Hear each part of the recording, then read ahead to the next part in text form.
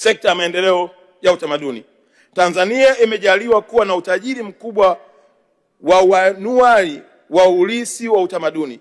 Katika kuhakikisha kuwa urithi huu unalindwa, unahifadhiwa na kuendelezwa, serikali imefanya utafiti wa kutambua, kuorodhesha na kulinda urithi wa utamaduni usioshikika kwa manufaa ya kizazi cha sasa na kijacho.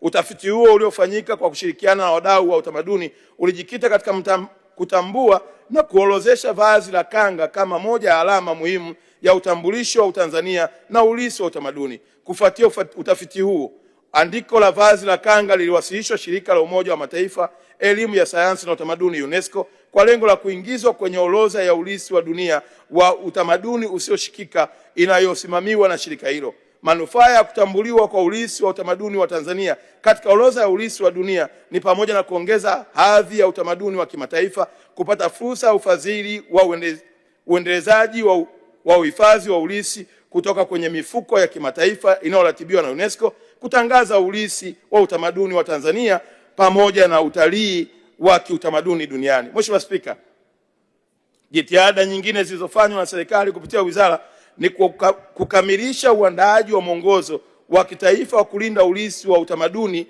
usioshikika, yani National Framework for Safeguarding Intangible Cultural Heritage.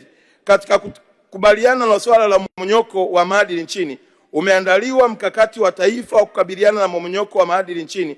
Mbali na mkakati huo, kupitia televisheni ya taifa TBC kumeanzishwa kipindi maalumu cha maadili, uzalendo na utaifa kinachojulikana kwa jina la Sisi ni Tanzania. Kipindi hiki ni mahususi kwa ajili ya kukumbusha umma wa Watanzania kuhusu umuhimu wa kurejea kwenye misingi ya maadili, mila, desturi, miko na uzalendo na uadilifu wa taifa letu.